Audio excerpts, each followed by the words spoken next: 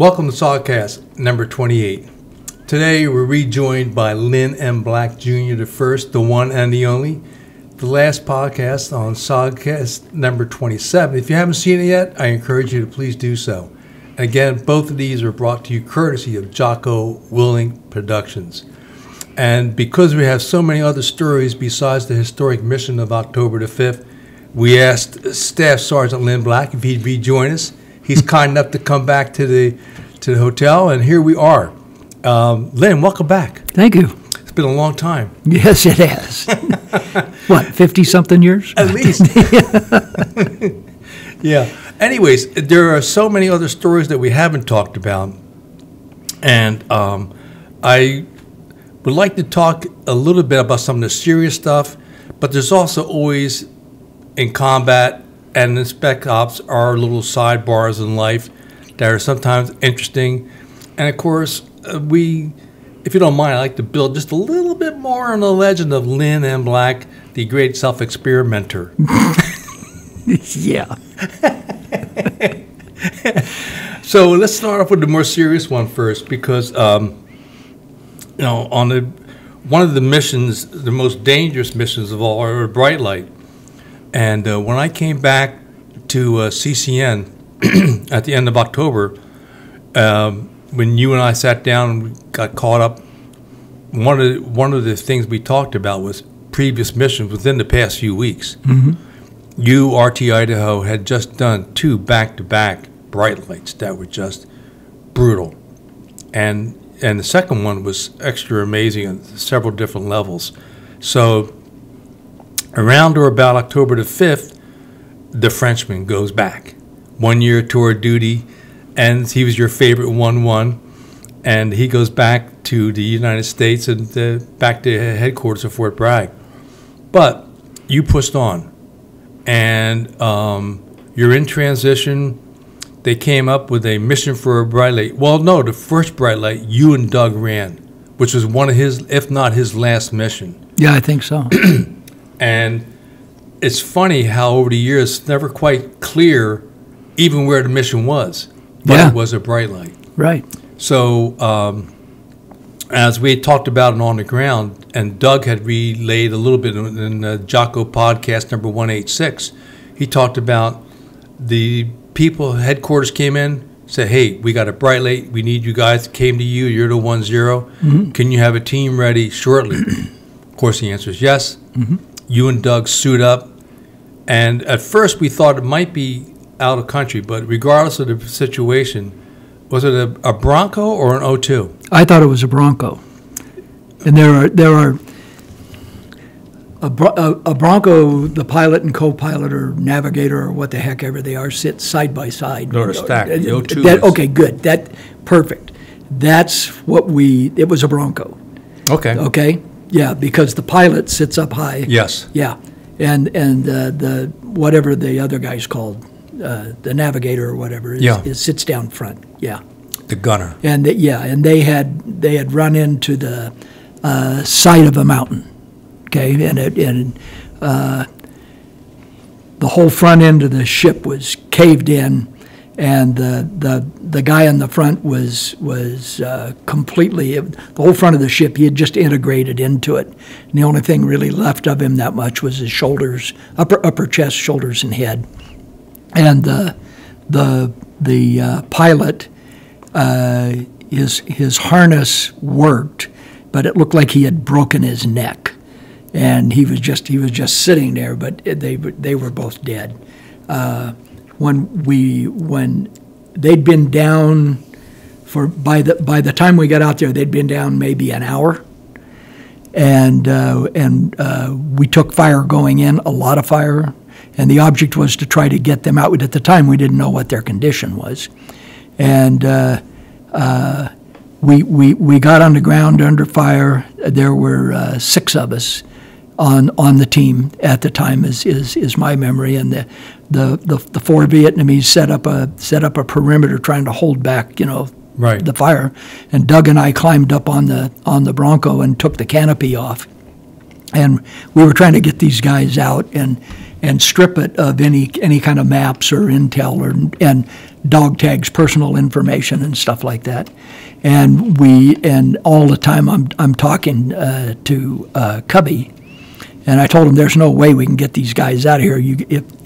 If they're going to come out, it's got to be the whole ship to come out. And at that point, we could see the NVA closing in on us, and they were shooting the shit out of us. I mean, there was a lot of bullet holes in that plane, and they were all around us. And it was funny to watch Doug because he was just so calm during the whole thing, and the crap going on, stuff flying around him and stuff like that. Finally, I says, it's time to go home. We can't get these guys out. And so we got back on the helicopter and we got out of there. And they pulled you out of strings, right? Yeah, I think so. That's when we had the A1 going. Oh yeah. That's right. And they napalmed it. Yes. And completely destroyed it. And we got out of there and went back and. Wow. Yeah. Because on that target, I remember from Doug's version, the incoming. Oh yeah, it was intense. It was intense, very intense. All that time. Yeah, and how nobody on the team got hit, I have no idea. I mean, you could see it was so intense you could literally see the tracers in the air, and it was like kind of like October 5th in that you could see all that stuff, as it passed through the ship. And, like that one line you had, like the air was green with tracers. Exactly. Yeah, it was, and we just kind of walked through it, Yeah. Yeah. Well, and so just as you're coming out on strings, for some reason I think Doug's may have been lower for some reason. Yeah. He always had issues when he came out on strings. Yeah. Upside down or inside out. Well, Doug was a really lightweight, skinny kind of guy, right? Yeah, he passed for it in the ditch. Yeah, no kidding. But he carried a heavy rucksack, which when you put him on a string, he had a tendency to flip him upside down. Right. Yeah, and he was always doing it, landing on his head when we came back, letting him down on the string. Yeah. So on that one, as you're coming out, an A1 Skyride had come underneath. Yeah. Oh, yeah. Yeah. Yeah. Oh my God. Yeah. It was an interesting day. We were sad that we couldn't get those guys out of there. Yeah. It's a heartache. I mean, you got 2 Americans. Yeah. That died supporting us. Yeah. Oh my God. And then within at least 2 weeks of that mission, or shortly thereafter, Doug goes home. You're on the team. You with RT Idaho were at the launch site. And also, were you there at the official Bright Light team or not? Okay. Yeah. Because they had rotational duty on Bright Light by 69. Right. We were at Mylock. Mylock? Yeah. Oh. Yeah, because I remember. That's even worse than Quang Tri. Oh, no kidding. So you remember the tents at Mylock? Oh, yeah. Yeah, they were just solid mold because it was so wet there. Yeah. And you're trying to sleep on one of those cots, those humpback cots they had, right? And all you're doing is breathing in that mold, and you can hear everybody going, yeah, okay, it's time to go to work. Okay. Can I please go on a mission? Yeah, oh, get me out of here, yeah. So the call comes in. There had been a hatchet force on the ground for several days. Yep. Engaged the enemy, heavy contact.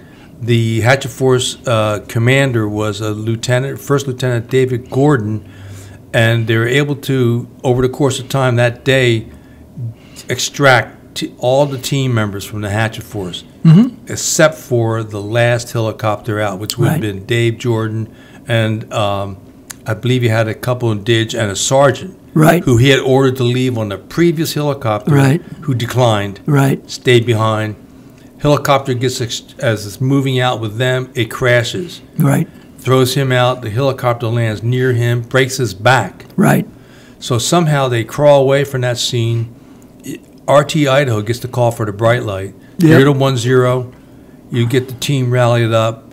And this is all at night, by the way. At night. Yeah. Indeed. And this is at a time when nobody in SOG is running night missions of any sort. Nobody's running night missions, and nobody will fly at night. Right. Yeah.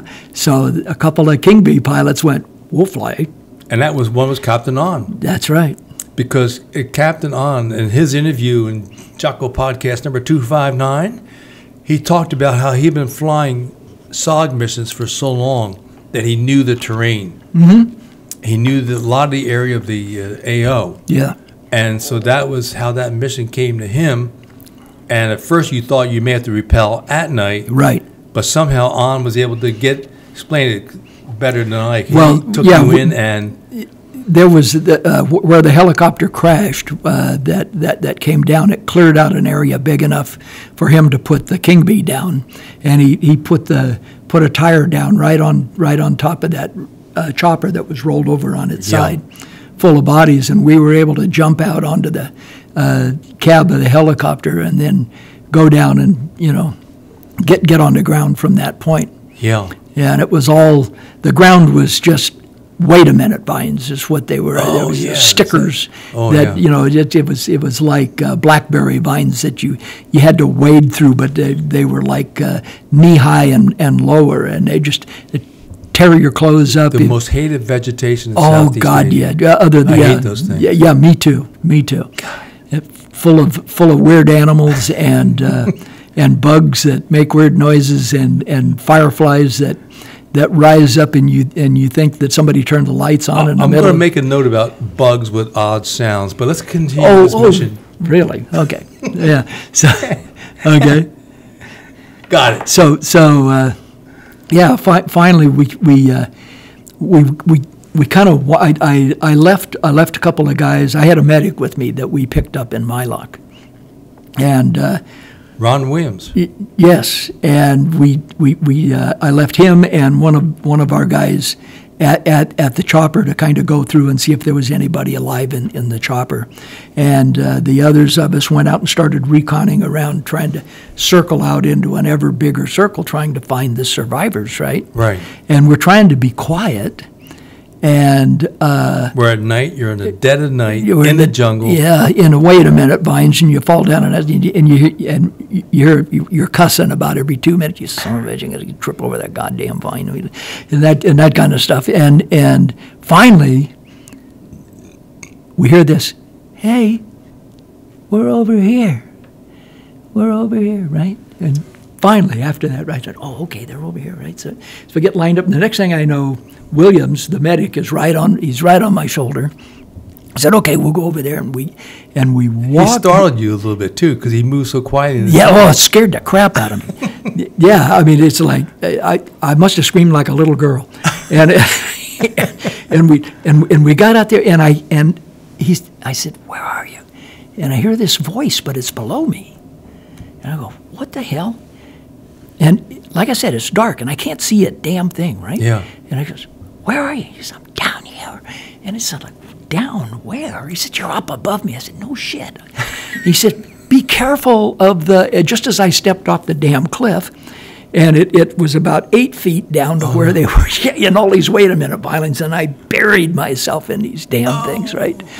And I'm cussing, and he goes, "You got to be quiet. There's a lot of NV." Well, let's screw the NV, yeah. And meanwhile, Pat Watkins is flying around. He says, I'm working assets over here about a couple miles away, thinking that this is where to get them to think this is where you have to try to draw them out of your area, which worked pretty good, actually. Really? Yeah, it drew them off. Mandolin. It was a genius play on his part. And so I got untangled, and the guys came down, and we got everybody kind of patched up and stuff. And the helicopters came in, and we put them on strings, and out they went. It was we got out of there. I think it was about midnight when we got out. Wow. And then the next morning we went back in, and took body bags with us, and we got all the guys that were in the chopper and stuff like that. From the previous day, and then a flying crane came. And they said, "We got a flying crane come in, right? Yeah, and they're going to pick the chopper up and they're going to take it back, right? Because we can save the engines and all this kind of stuff, right? Spare parts." Well, so the flying crane shows up, and he goes, "I can't get down there. There's a big tree in the middle of where I need to land." So I got to haul out C-4 and blow an LZ down, right?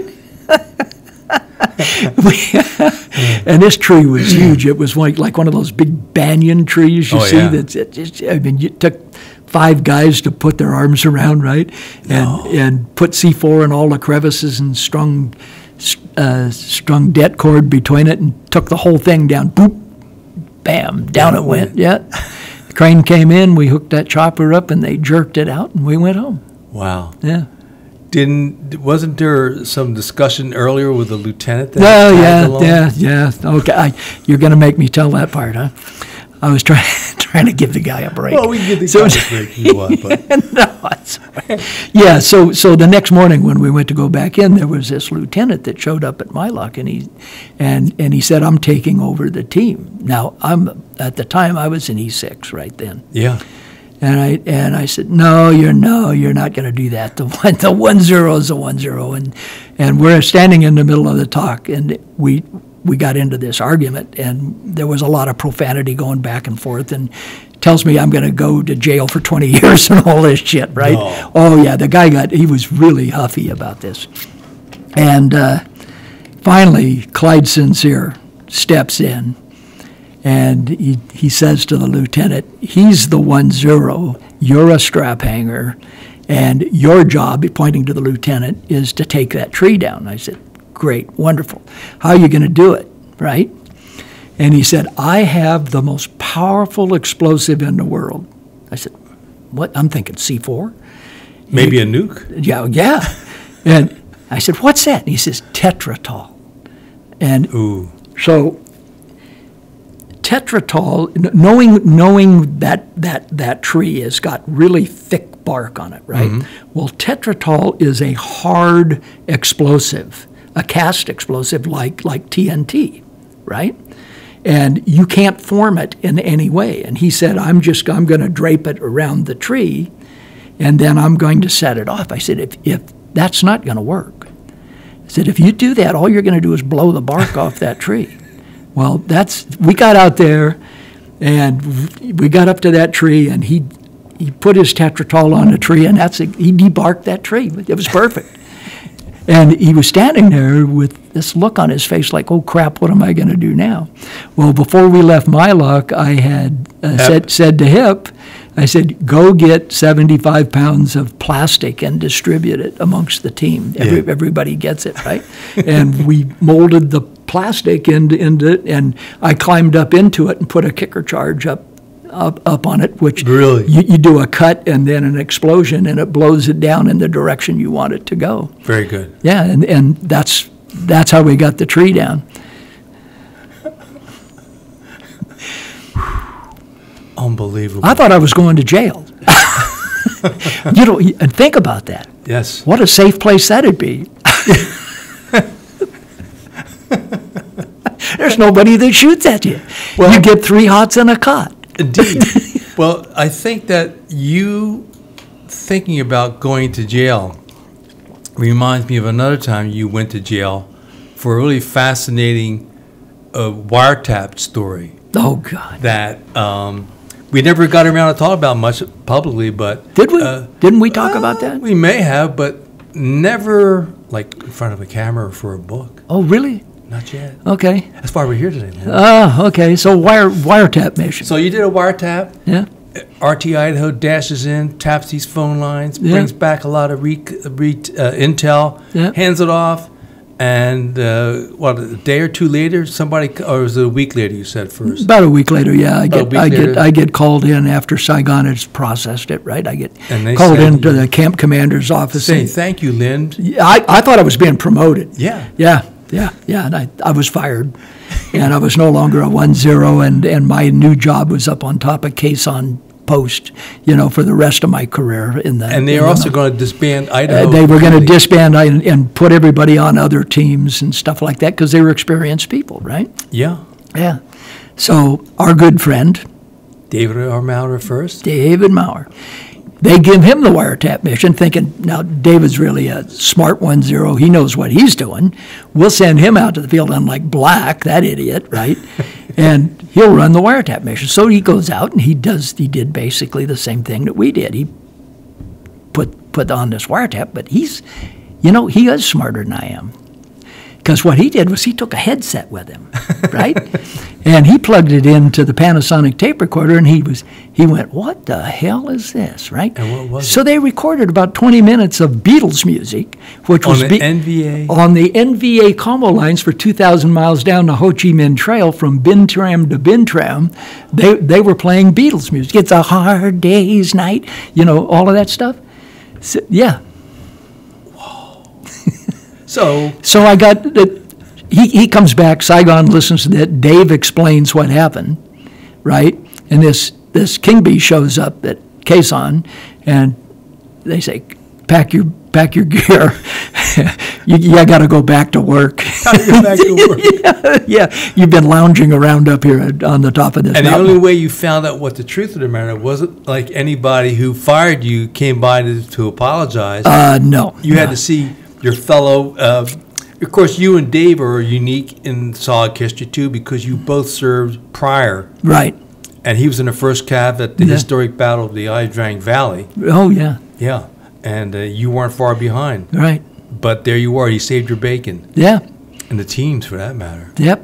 Absolutely. So you didn't go to jail. No. No. All right. Moving right along, sir. There were some other stories that I really wanted to talk to you about. And, of course, a lot of, over time, we've talked about experimental weapons. Yeah.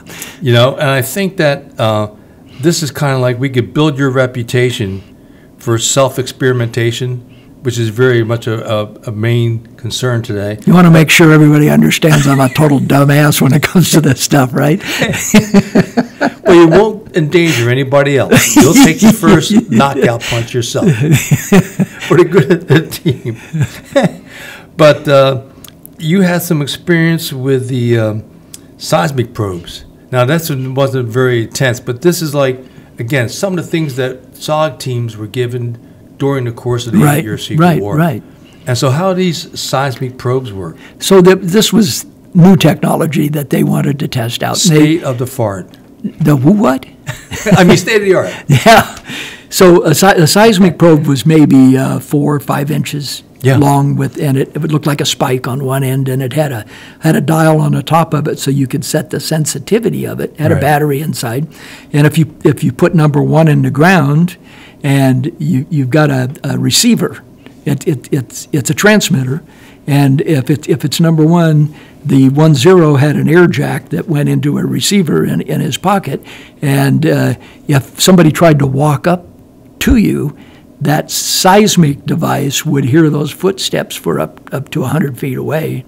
100 feet? Yeah, and you would and it would go beep, and then seismic probe number 2 was beep beep. Well, so there were 4 of them, and the 4th one, of course, being 4 beeps. And the idea was to put those around your RON area where you rest overnight, right, where you were trying to hide at the end of the day. And it would be like a security perimeter. Well, we did that. We took them out, and we did that, and we were laying in the grass out there, and all of a sudden, in the middle of the friggin' night, all 4 of them came off, and everybody, I went, "Oh, shit," and everybody went on a mad minute, fired 360 degrees at ground level, thinking we were being surrounded, right? Yeah. And what had happened was that we were in a grassy area, and the wind had come up, and the wind moving the grass caused activated the seismic probes. And so we just let the enemy know where we were in the middle of the friggin' night, right? And so when we got out of there the next morning, promptly, took the seismic probes and put them on Captain O'Byrne's desk and said, "You can keep these things because I'm never going to use them in the field again." Right? Thank you, Mike. Yeah. Nice going, buddy. So a little while later, and this is like maybe weeks or so, Captain Mike calls me into his office, and he says, "I want to show you something." I said, "Oh, God, here we go again," right? And he says, "Remember these?" And I said, No, you're not going to get me to use this. He goes, "We've made some changes to it." And I said, "That's nice." He says, No, here's what we're going to do. He said, "There's a little wire here." He says, "You get to plug these into a claymore." And he said, you've got 1 minute to get the hell away from that thing so you don't set it off. And he said, if you're being chased, you lay your claymore down, plug that thing in and turn it on, and dee-dee-mow out of the area. And he said, the enemy will come along and set it off, and you'll be gone. Well, it worked, and it worked like a charm. Really? Except don't do it on windy days, okay? Yeah. Or in high grass. Yeah. So that was kind of an improvement. First you fail, and then you succeed, right? Oh, absolutely. Yeah. Mm-hmm. If you don't get killed in the interim, yeah. So you had some experiments with some rockets and some... Oh, yeah, the gyrojet pistol. Gyrojet. Yeah, I love that gun, didn't you? Yeah, so... we tried it with Rick Howard, you and me. Yeah. I got discouraged pretty quick with it. Me too. But you're the weapons guy. I'm just a common. I know. Well, a weapons guy. We can do anything. We weapons rules the world, right? So we got this weapon, and for those people who don't know what a gyrojet was, it's a 50 caliber rocket round. That is which you insert into a magazine. I think it held 6 rounds, if I remember right. It's about the rocket rounds are about that long, and it'll break the sound barrier kind of stuff. And we were practicing with it at FOB1. And what we did is we took a 4-inch by 12-inch plank, and we set it up in a trench, right? And we were standing back about 20 feet or so, and we were shooting these 50 caliber rocket rounds through this thing. Just, wow, that is amazing. And because it was a rocket, what you hear is shh, almost as good as a silencer. Yeah. It's amazing. We started thinking... That part of it was amazing. Yeah, it was just like, wow, we could do POW snatches, all this kind of stuff, right? Just thinking. Well, always. The timber fell over into the trench. Then I had the gun in my hand, so I stuck it in my belt. And I walked over to the trench, and I straddled it, and I reached down to pick up that timber, and the gun fell out, and it went off.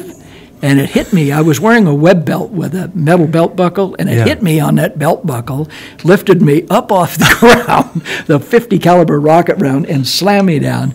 And I had a bruise on my stomach about a foot wide for a month after that thing. That hurt. Ooh. I never took it to the field. It didn't have a safety on it, if I remember rightly. It didn't. I don't think so. And I wasn't particularly a safe kind of guy to start with, so I said to heck with it. So was that before or after you worked with the experimental napalm gun? Oh, that was before that. I mean, I stopped screwing around. You hadn't really hit the groove yet. I wasn't in full stride quite yet. That happened at FOB1, and then the napalm gun thing happened down at CCN at Da Nang.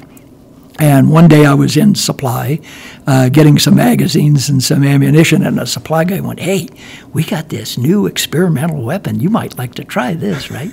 So it's an aluminum tube. It was about this long, and it had a plastic thing on one end of it, right? Mm-hmm.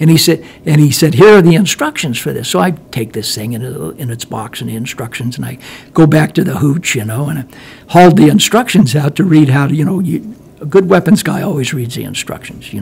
Can you take it apart? Can you clean it? How does it fire? How does it function? Right? It's in Japanese. Oh no! Oh yeah! Oh my God! So being a good weapons guy that I am, I'm looking at this thing. I know how it works, right? It's this plastic thing. Look, it's got like a little pin that looks like a hinge, right? Uh-huh. And there's a pull pin on it. It must be a safety of some kind. Okay, cool. Yeah. So we go out on the range, and there's the medic was Shipley. Oh, no, John T. Walton the first. John Walton, that's right. Indeed, our favorite That's medic. Right. So the team's out there, and so we run through our immediate action drills, like you usually do and stuff. And then I said, I want to try this out. So everybody backed up. They backed up, right? So I've got this thing in my hand. I go, okay, so you pull down on this. Oh, yeah, it creates like a grip for a gun, right? And when I pulled the pin, this little trigger popped out. I went, cool. Yeah, it's a napalm gun. All right. So I aimed it out at the edge of the mountain, and I pulled the trigger, and I watched that aluminum tube swell up. And it went off, and I'm inside this fireball. It must have been like... No projectile. There, no. And I'm inside of this fireball, which if you know how fire works, it burns all of the air inside of it, right? Right. Well, it sucked all the air out of my lungs, flipped me over on my back, and set my clothes on fire, right? And I'm laying there on the range, and I remember I was looking up, going trying to breathe, and Walton walked over and he looked up and looked down at me and he says, "Well, that dumb son of a bitch finally killed himself." And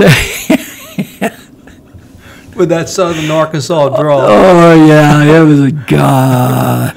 So much for the napalm gun. It turned out there was a cap on the end of it that I didn't take off. Yeah, yeah. That's what happens when the instructions are in Japanese. I don't. Well, look.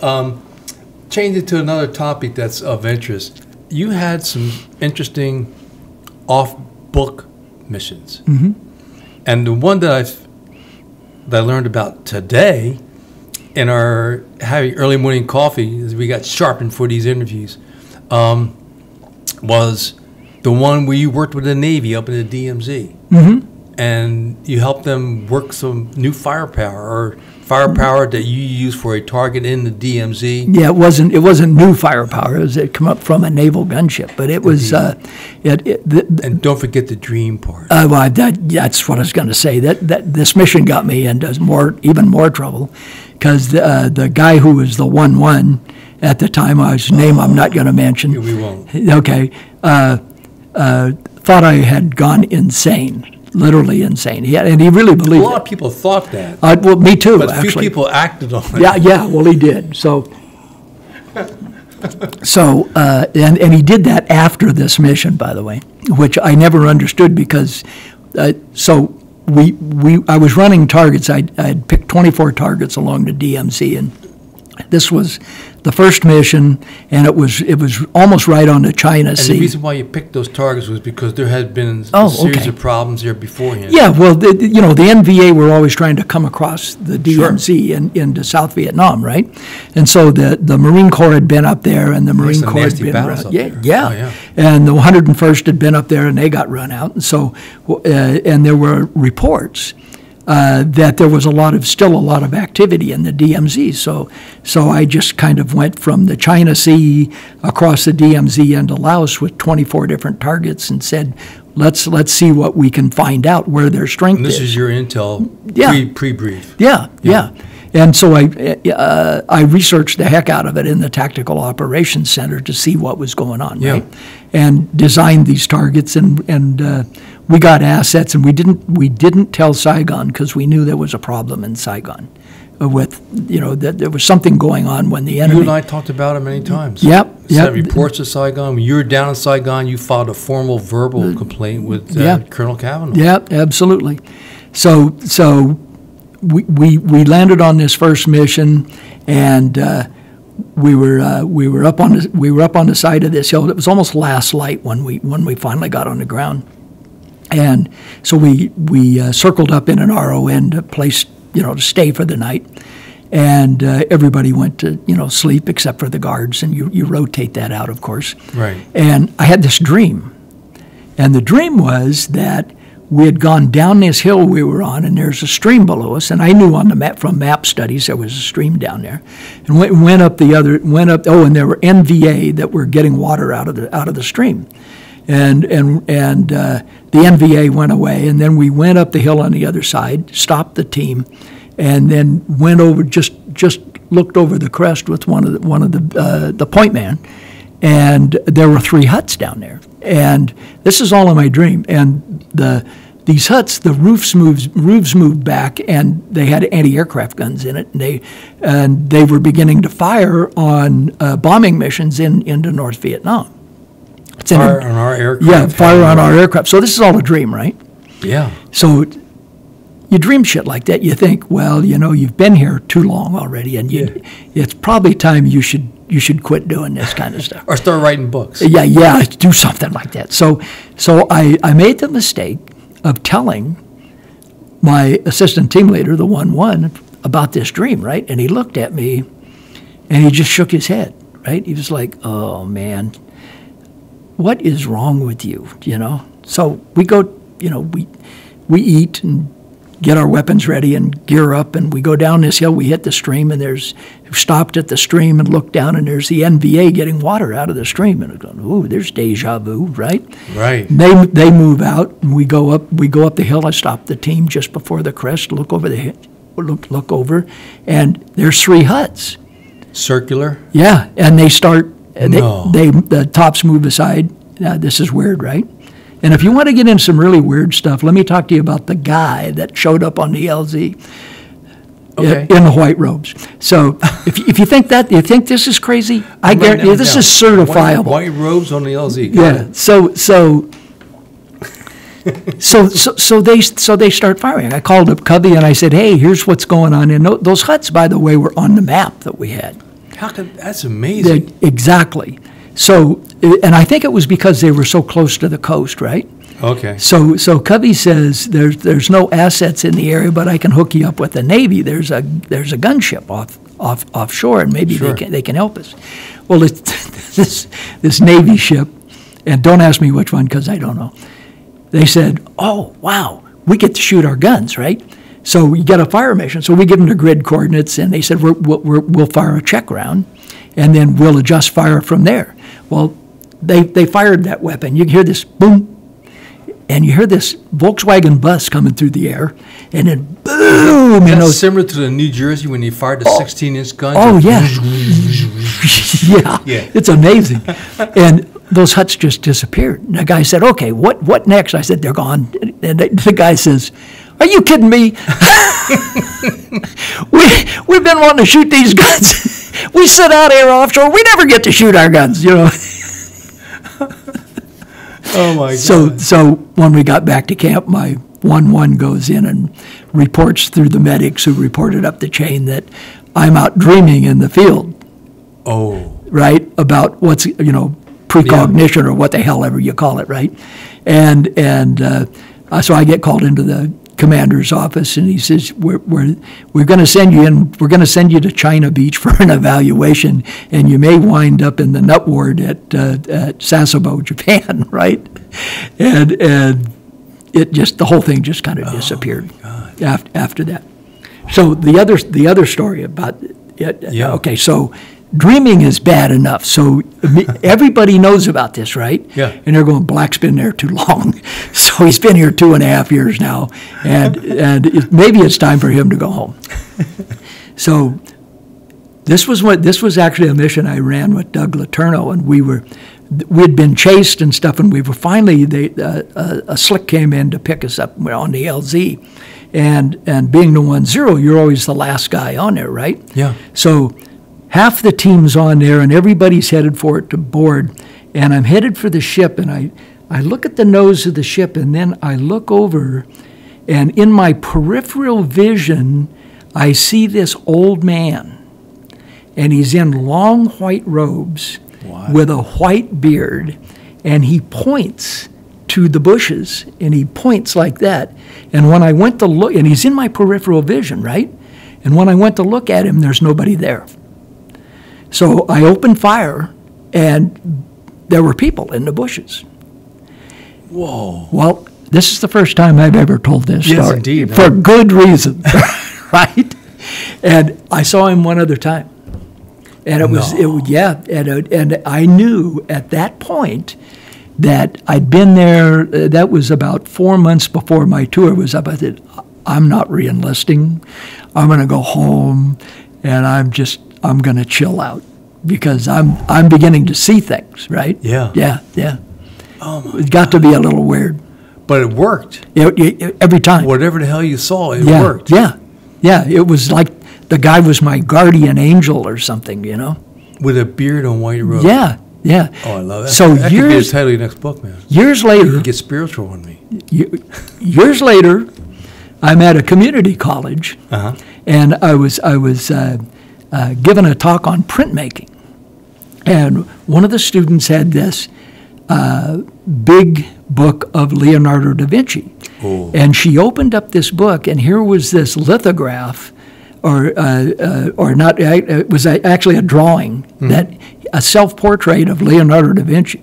No. It looked exactly like the guy that I saw in my peripheral vision, and I just went, oh, God, it's not over. Yeah, but think about the movie. It could be Lynne and Leonardo. It's got a nice ring to it. So, Lynne and Leonardo. So now that we're in the middle of this podcast, any credibility that you thought I had Finito. Just shot. Yeah. It's okay, but we deal with, with plausible truths that may stretch the truth just a little bit. So all of the rumors are true. We now know, Mm-hmm. Well, look, as you mentioned there, one of the things we haven't talked about was in your book you detailed your early days in the Army, but we haven't talked to our audience about your history a little bit, about how you grew up in Oregon with an interesting black traditions there from uncles and aunts and things. And then you and your brother eventually become members of the 173rd Airborne. Yeah. And so just backtrack a little bit how all this started with you. So my dad worked on, he was the paymaster for Guy F. Atkinson, Morrison, Knudsen, who was responsible for building the majority of the hydroelectric dams on the Columbia River. Really? So as those dams were being built, about every 2 or 3 years, we would move around, and we lived all up and down the Columbia, Northern California. There are big earth-filled dams that were built there, and on the Toutle River at at the base of Mount St. Helens. Okay. That big dam that was there, and then finally he retired, and we moved to Seattle, and. So if I get off course here, just kind of drag me back. I'll drag you back quickly. Don't okay. worry. So That's why you pay the big bucks. So yeah.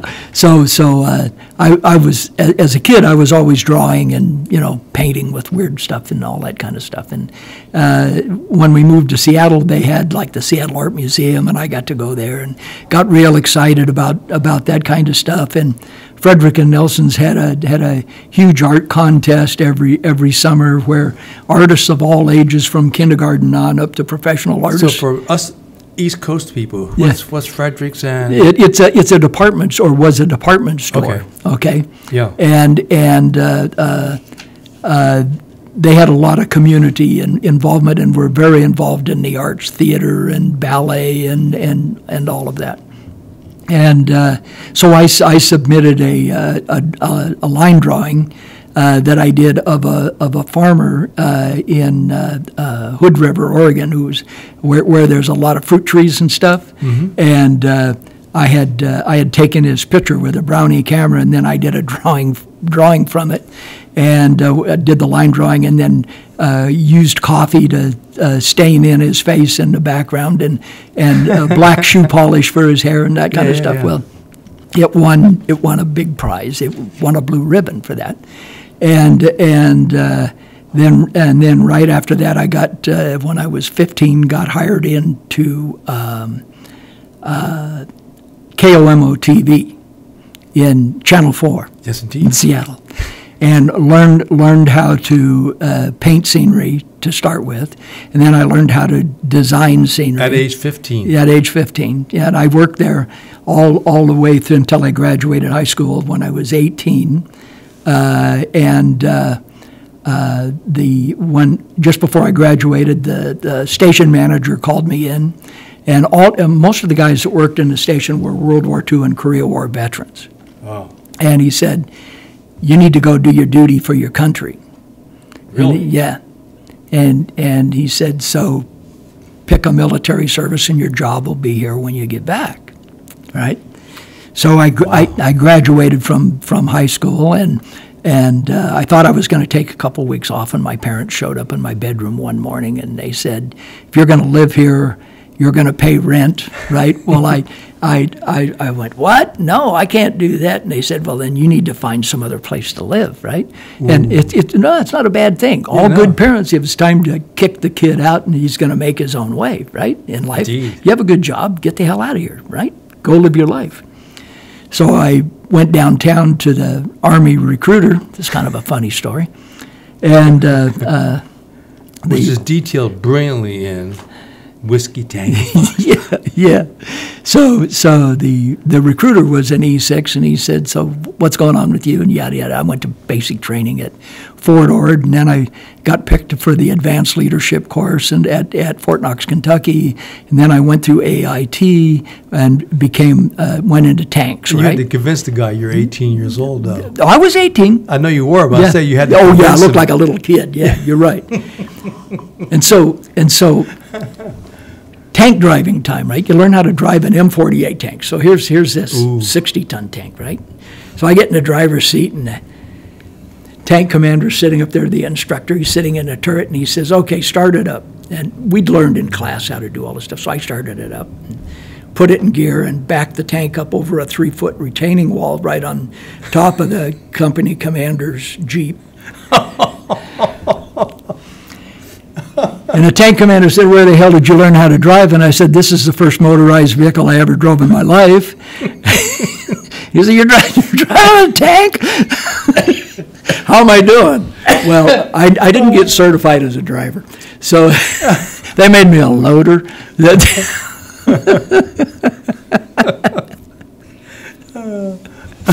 So, yeah, right. So we're getting, yeah. So, we're getting ready to graduate from AIT, and along comes this guy that says, "How many of you boys want to be men?" Ooh. I said, "I thought I already was." He says, "Only men become paratroopers. You get to jump out of airplanes, and oh, by the way," now I was making $119 a month as a private, right? How'd you make 119? I was only. You got in before I did. When I told you, I was special. That's right, you That's were. special ed. I had a helmet on. With tank helmet. Yeah, what am I saying? I get in trouble for that. So I went to jump school and got assigned to the 82nd, right? Yeah. And they said, "Your MOS is tanks and you're an airborne." Right? So they put me in the CAV. Right, recoilless rifle jeeps, and this is the piece. Now there's no war on. This is by the way, what year does this? 1963. There's no war. Yeah, no. Okay. And I'm just trying to get through my 3 years so I can go back to work in a TV station. Yeah. Yeah. So there. With thoughts of going to Europe, maybe. Oh yeah. So I'm thinking I want to go to the 11th Armored Career Group in Germany, because they have all these museums and stuff I get and go through and look at all this stuff, right? Travel around and look at art. Yeah, this is cool. And they only had so many Jeeps and so many guns, and they said, "What the hell are we going to do with this guy?" And there was like a half a dozen of us, right? He says, "I'll tell you what, we're going to send you guys to rigger school. It's a parachute rigging school." Yeah. And so they transferred me to a 612 Quartermaster Aerial Supply, which rigged chutes. Now, this was kind of an anomaly. When I showed up there, I'm an airborne guy. All of us who were transferred there were all 82nd Airborne, right? You all been qualified, earned your jump rings. That's right. Yeah, jumps. Jump out of airplanes, all that stuff. Status alive, yeah. Yeah. Well, 612 Quartermaster Aerial Supply wasn't an airborne unit. It was all legs packing our chutes. Ooh. They didn't jump. No kidding. No kidding. Scared the hell out of me. Yeah.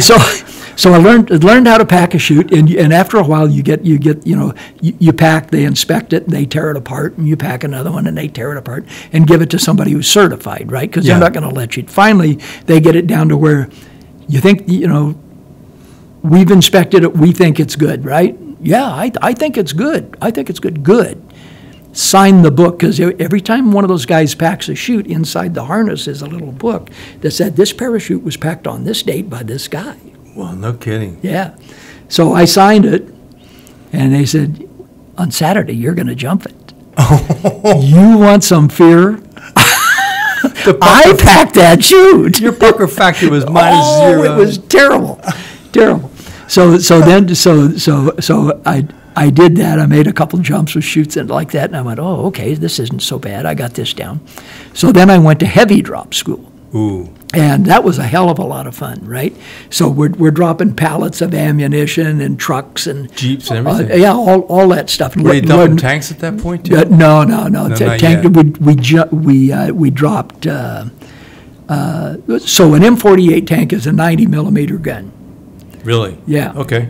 The recoil on a 90 millimeter gun in an M48 tank is 11.5 inches. They took that same gun and they put it on what was called a SPAT, which is a self-propelled anti-tank gun with no armor. It's a tracked vehicle that would do 60 miles an hour. It was and turn on a dime. It was designed for desert warfare. Oh. Okay? 90 millimeter gun. The recoil on it was 43.5 inches. Yeah.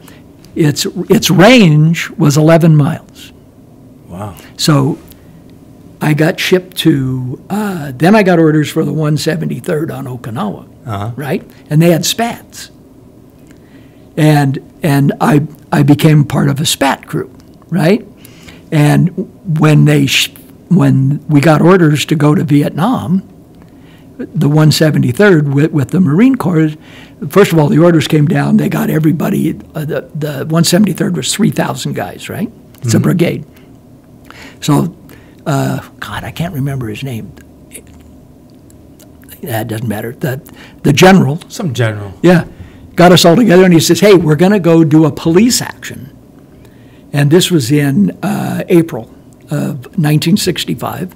And we're going to go to a place called Vietnam. Nobody knew where that was. Right? Nobody had ever heard of it, right? Yeah. We're going to go to Vietnam. He says, we'll be back by Christmas.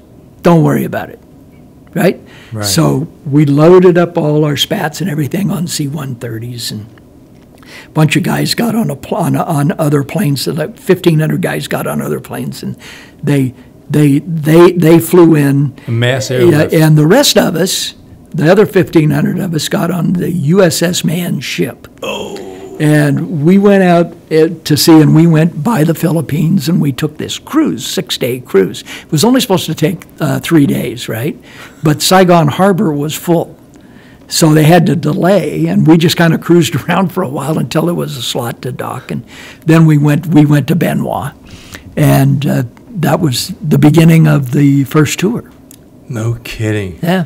Welcome to Vietnam. Yeah, it was amazing. In 1965, May 12th, 1965, I took pictures when we got off. I've got pictures of us on the boat and all of that stuff. Ship, not boat, right? Yeah, don't slap myself. It's got a Marine sitting here. So I've got pictures of the ship, and then getting on the truck and driving through downtown Saigon out of the harbor area, right? And it was the most beautiful city you have ever seen. Just gorgeous. Oh, yeah. People waved at us and smiled. And, welcome to Vietnam. Yeah. Yeah. No kidding. Yeah. So how long our did it job, take? by the way. Yes, it was officially to... Yeah, our job when we went to Benoit Air Base was not only to just guard the air base, but there were Shell and Esso oil refineries all around that area, and we were to guard them. And about the first week that we were there, the Viet Cong blew up all those refineries while we were guarding them, and kind of alleviated that job for us, okay? Oh, my God. Yeah. Welcome to the war. Yeah. It was like, wow, police action, huh? Never saw anybody do it. Wow. Never saw the enemy. So at some point, you and your brother are there? Yeah. Are you like in the same squad or anything? No. You're separate, No, right? yeah. Because of He was family. I like I said, I was in the armor outfit. He was in engineering, and he was off building schools and dams on creeks and rivers and stuff Winning like that. hearts and minds. Yeah, exactly. Yeah. And so at some point during that tour of duty, I remember you years ago talking about the rubber plantation. Oh, yeah, the famous Michelin rubber tree plantation. And the combat deadly therein. Yeah, oh, yeah.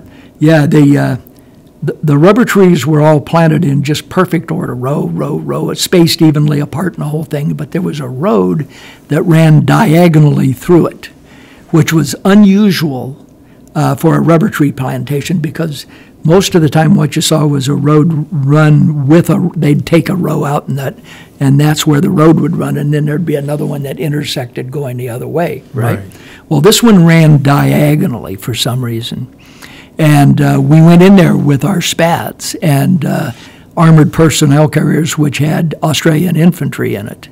Okay, okay. The Australians with us, and they had set up a huge L-shaped ambush with rocket launchers and the Russian 50 caliber machine guns, and they were poking holes in the side of the APCs. And when we went to turn the gun tubes on the spats, they would bang into the trees and knock them off their trunnion bearings, and they became useless. No. Yeah.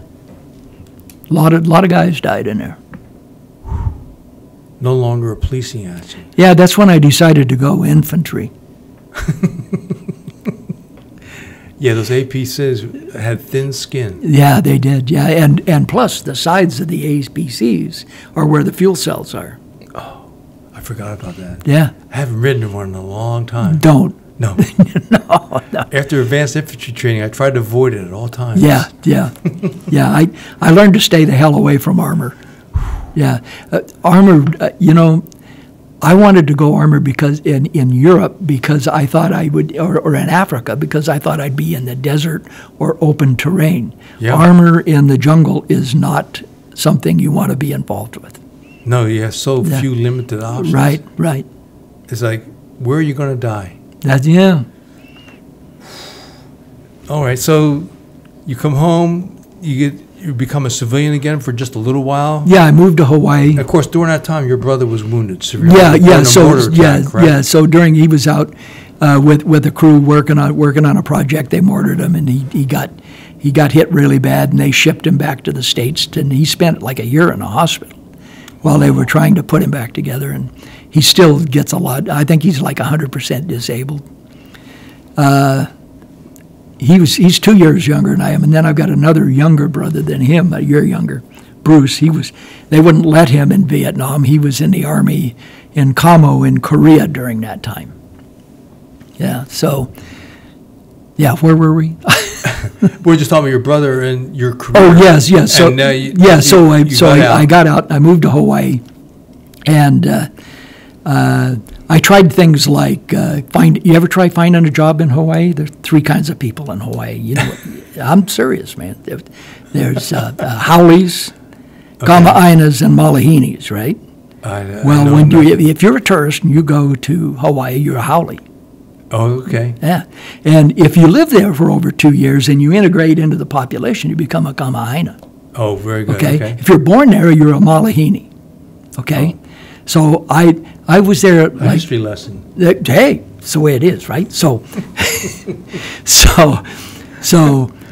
and haoles, which I only qualified as a haole, you're not going to find a job, right? Right. Except for there's a place on Oahu called Red Hill, which is the military base and housing for wives and all that stuff for guys who are overseas. And I became an encyclopedia salesman. Door-to-door encyclopedia. Americana or Britannica? Yeah. And so from door to door every night, I would go visit these ladies and try to sell them encyclopedias. And I got to where I didn't like that. I didn't like the night work.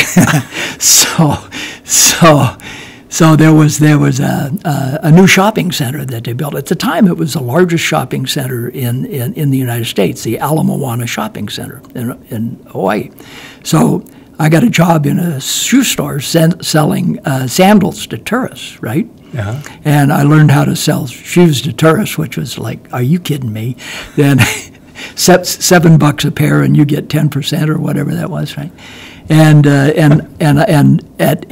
night, one of my favorite hangouts was a place called Duke Kahanamoku's Bar, and Duke's was a very, very famous place down in this bar district next to the canal. And one night what I'd do is I would go in there. I didn't have all my money went to paying rent for this place I was renting, right? So at night I would go in there and I would set up in the same place at the bar, and I would draw caricatures of tourists. Wow. And out of that, I would either get $10 or I would get a drink, or some of them would even buy me dinner, right? And that's how I worked it. Wow. And how I spent the night. Well, one night I'm sitting there, and the bartender in there was a guy that I got to know, and he was a Vietnam veteran. He was Hawaiian, and he and I got to talking, and he kind of set me in a place really close to the door so that the tourists could see. You know, it was a very advantageous position. Yeah, they could see what I was doing, right? Well, I could also see right behind the bar. He had a small black and white TV set, and every night when I went in there to get something to eat, we'd listen to the war news together, because every night you hear the war news. Right? Yeah. And right on the other side of the bar was the stage, and on this one particular night, Frank Sinatra and a couple of people in the Rat Pack were doing a routine up on the stage, and I was watching the news, and Walter Cronkite came on and started talking about how we were losing the war and all this kind of crap. And I thought, you know what? I was there for 13 months. I never saw the enemy. They almost killed my brother, and it was in an instant. I said, I'm going back, and I'm going to kill every one of those sons of bitches I can get my hands on, right? And the next morning, I got on a plane, I went back to Seattle, walked into the recruiting office, and there was the same recruiter, only now he's an E7 instead of an E6. He said, he looked at me and he says, "What are you doing?" I said, "I want to re-enlist." He said, "How long have you been out?" I said, 11 months. He said, "You're lucky." He said, "Had it been a year, you'd go in a private." He said, you get to go back in at the rank you got out." Really? Yeah. He said, "So you get to be an E4." Yeah. Okay. And in the peacetime Army, even that first year in Vietnam when it started up, rank wasn't something you saw anybody making. Right? No. That wasn't the mindset of the military. So I said, the only way I'm going to go back in is if I can do recon work. He said, "I got a deal for you." He says, "I want you to take this test." Right? It's an aptitude test. Well, it was an aptitude test for Special Forces, and I passed it. And so they shipped me to Fort Bragg. And I walked into the receiving center, and they said, "Okay, there isn't going to be another class for a couple months, so we're going to put you in the 82nd." Ooh. Back in the 82nd, right? Yeah. And so I got put into this friggin' company in the 82nd, but I lucked out. The company commander, who was a captain, was Special Forces. Really? Yeah. And when I came in, he says, "This is your second," he's looking at my file, right? He said, "Your second enlistment, what's going on with you?" He said, you got out?" And I said, "Yeah." And I said, so I told him the story. Yeah. And he says, you really want to go into Special Forces, right? And I said, "Yeah." And he made a phone call, and a couple of days later, I was over in training group. No kidding. Yeah. Like that. Yeah. And that's where I met Bob Gullett and a bunch of other guys, and we went through training group together, and then I showed up at FOB1, and yeah. So, but the timing on that was, so this is 67 now? No, this is early 68. Okay. Yeah, well, wait a minute, you're right, that was 67. Maybe the end of 67. Yeah, the end of 67, yeah. And everything. Yeah. And then you wind up in Vietnam in June or May of 68? It was May, yeah, and hung around Nha Trang being climatized and all that crap, and finally they called a bunch of us in and said, "You guys have orders for SOG," and what the hell is that, right? And so you know what happens after that. Yeah. Well, also for the future readers of Whiskey Tango Foxtrot, there's really some well-written stuff in there about how you go up for your first briefing and you're like, "Oh, I want to run recon," but they're talking about the stuff like clerking, and I don't want to be a clerk. I want to run recon. Right. How they come around with these different new fact during your briefing, then finally at the end, it's top secret. And you go, "Oh, maybe there's some work that I could like here." Yeah. But again, I suggest be sure to get the book, as Jocko would say. So you wind up at Fubai. That's where we get together. Yeah. Learn how to play liar's dice. Oh, yes. Oh, man. I lost some money on that one. But it was some of the best debriefings you ever had, right? Indeed. Yeah. We learned more at the clubhouse than anywhere else, talking for our seniors like McGovern, Spider, Mandolin. Yeah. And then over time, they shut it down. We go down to CCN. Of course, we had the Christmas Day mission, which you wrote about a little bit in your book, which was a short-lived target.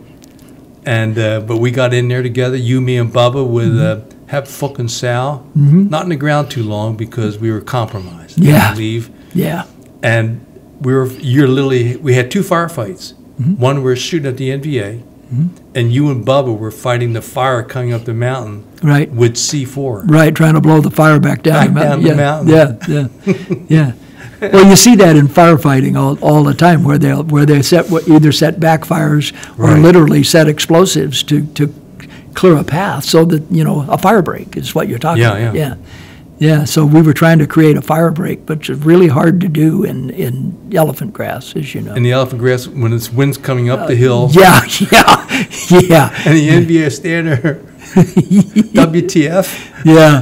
Not so we to this day we bow to Captain King Bee pilot Captain Tuong. Yeah, who created the fire break for us? Indeed. Yeah. Yes. When he hovered over us and That's we right. jumped on the helicopter and we lifted off. Yep. Whoosh. Yep. God came in and saved us. Now yes, you did.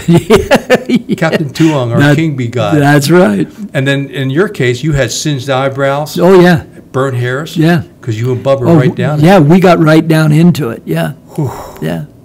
That was just another day. But that was our time out in the field. Of course, that was like, a week or so after we had our historic mission in the DMZ together. Where we get off the helicopter, we get inserted. The point man's son, we thought he broke his ankle. Yeah. And we had bad weather, but they found a hole. They put us in. And we told them, the point man, we think he may have broken his ankle. So send a King Bee back to at least pick him up so we can continue on with the mission. Yep.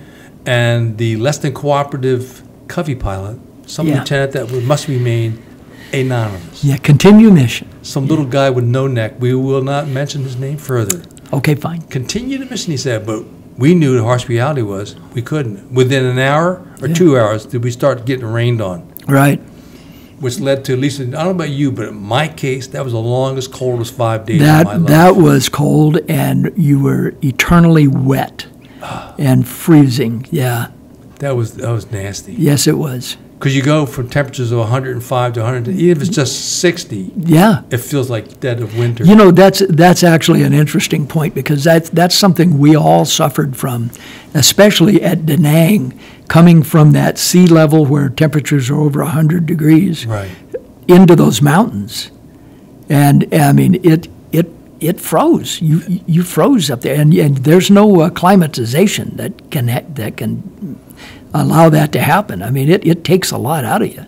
Well, yours truly was the 1-0 in that mission, and I faithfully stayed behind to maintain radio contact where I fearlessly sent you, Rick Estes, Tuan, and maybe Hep or Sal. Yeah. Because you guys went out every day doing your little probes. And, of course, at night we heard Buku NVA going through the valleys. Right. And it was a very tenuous position. Yeah. So we couldn't have any fires. Yep. And literally every attempt, the Spider, those guys flew by. Hey, you're still socked in. We can't see the mountain you're on. Yeah. Thanks. Yeah. God, it was cold. Wait it out. Indeed. Yeah. But eventually there was a little break in the sky. Cubby came by and he took some rounds. As soon as he heard some enemy fire, or he heard gunfire of some sort, we confirmed that there was gunfire and that there were enemy present. Yeah. Not that the enemy fired, but there was gunfire. So get us out of here, sir. Right, yeah. And they finally did. Yep, they did. That was prior to our Christmas mission. So that's part of our bonding. Yeah. You earned the respect of everybody on Idaho. Of course, by that time, they all knew who the heck you were anyway. And so we all go down to CCN together. We get greeted down. Oh, that's one of my favorite stories. Because we flew down on the helicopter, the RT Idaho, but you and Sergeant our respect for Mike Krawcheck. Yeah. It's one of our favorite sidebars that people don't think about. We had to drive from Fubai, go down the High Van Pass, to get to FOB4 or CCN. Right. And that was a dangerous ride. Yeah. And how many times did you and Mike do this? We only made that drive one time, but it's so High Van. It's so historic. Well, High Van Pass. It was that was Highway 1 that ran right in front of the camp there, right? Yeah. And you go up High Van Pass, and it was the most dangerous path in all of Vietnam. Really? And there was a Marine detachment up on the hill above it that every night got. When we flew over it, we always saw it, but I didn't want to drive that thing. Yeah, well, we used to make when I first got to FOB1, we made supply runs. And I always drove a 5-ton wrecker because we'd load that sucker up with supplies in Da Nang and then drive it back over. So you leave early in the morning, you get into these convoys, right? And they're armored convoys, and you go up over this thing, and you're always being attacked and shot at and stuff like that. And I did that 2 or 3 times. So finally, when they closed FOB1, Mike and I got this assignment to empty out the ammunition and explosive bunkers. Really? Yeah, and so what we did was we packaged everything up that could be shipped to CCN, and they came in with helicopters and all of that kind of stuff and hauled that off. And then there was some stuff that they decided we're not shipping this anywhere, like cases of dynamite, that literally dynamite, which the military hadn't used since the French Revolution, that had been sitting in the same place for probably 20 years, right? Really? Well, if dynamite is nitroglycerin in sawdust, and it was sweating, and if you jostle it, it'll go off. And okay, so Mike, I learned about that in the westerns. How dangerous nitroglycerin was. Exactly. So Mike and I took blankets and we put them in the bed of a 3/4-ton truck, and we put these things in there and take them out to the range and set them down and shoot 40 millimeters at them, and we did this like for 2 or 3 weeks. Finally got everything emptied out, and it was the last night. And remember the Jeeps that we stole from the Marine Corps and from the Air Force? We expropriated. Oh, excuse me. Yes. That's right. 5-finger discount and all that kind of stuff. Yeah, so all those Jeeps were still sitting in the motor pool. All the Jeeps and the 3/4-ton trucks and stuff, right? Yeah. They left all that behind? They were to be left behind, right? We could have used one in the recon company. We had one. That's the story. So Mike and I and a couple other guys were sitting in the bar. This was the last night of FOB1 when the bar was open, and they still had most of the booze on the bar, right? And the bartender, God, I wish I could remember that John guy. Peters. Was it Peters? John was running the club. Okay. He helped close it down. Okay. Yeah. So I said, how much for a case of whiskey? He said, $20, which is MPC, right? Yeah. Right. So he gives me a case of whiskey, and Mike gets a couple cases of beer, and he says, "What are you guys doing?" I said, "I'm leaving. I'm going to go to Da Nang. It's night, right? Nobody drives over High Van Pass at night. You're going to die if you do this, right?" So we go out and we get in the Jeep where the picture of you and I in that Jeep with the minigun in the back. Right. Right. So we put all that crap in there, and I uncorked a bottle of whiskey, and Mike puts a case of beer and starts opening beers, and we head out over High Van Pass, and we get up over there. And, you go past the leper colony, and you get up the High Van Pass, come down the other side, and there's this roadblock just outside of Da Nang, right? And by that time, we are drunk on our butts. Your courage has been... And wearing our berets, no ID, right, in a stolen Jeep. And we get stopped by the Marine Corps. Oh, no. And it's on this bridge going in, right? Yeah. And so this this officer comes out, and he who the hell are you and all this? What are you doing driving at night on this road? Starts chewing us out, and he said, what do you got in there? He says, okay, you two guys get out of the Jeep. So he makes us get out of the Jeep and walk around front where the lights were, and he's looking at us. And by the time we turn around and look back, all that booze is gone out of the Jeep so fast. Those damn Marines are a bunch of thieves, you know that? So he pulls us. He says, you guys pull over right here.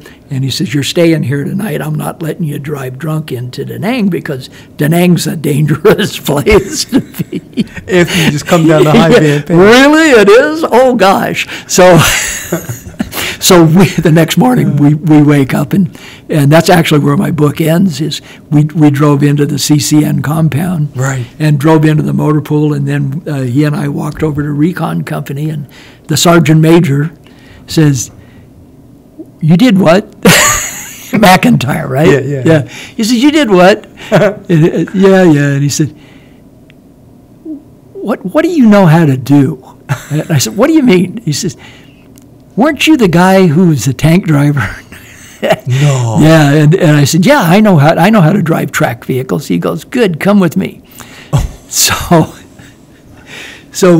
we go out. Now this, I haven't written this. Right. So we drive out of the CCN compound, make a right, go down the road, and there's a CB camp down there, right? Yeah. And he goes up to this guy that commands CB camp, and he says, can we borrow a D6 Cat from you? This guy knows how to drive it, right? and this officer looks at me. He says, do you realize? I said, oh, yeah, I drive tanks. I've driven all kinds of track vehicles, lying through my teeth, right? Of course. And so he says, okay, here's how you turn it on. Here's how everything works out. Okay, great. Get it up and running. And out we go and go back to CCN. And all those sandbags? Yeah. And all of that terraforming of the sand that's around Recon Company? Yeah. Well, I did that. We had this big shovel thing, and we hooked up this little thing to fill sandbags, and we were filling them. The guys were stacking them up next to the hooch. Yeah, we were there filling the damn sandbags. Yeah. So I forgot about you on the bulldozer. Yeah. I didn't have to fill any of those damn sandbags. Oh, you were busy lifting up the sand? Yeah, I was busy drinking beer on the D6 Cat. Yeah. Then we returned it, and then we had to go to work, right? Oh, my God. Just another day in SOG. Yeah. You never know. It was tough. It was indeed. Yeah, when's the laundry girl come? Yeah. So, I'd like to get back to a couple animal stories, but one of my all-time favorite ones, and one of the ones that Jocko particularly enjoyed, was the time that RT Idaho gets inserted really deep. I think the target was Charlie 9. Yeah, something like Maybe that. Charlie, I forget, but you guys are deep. Right.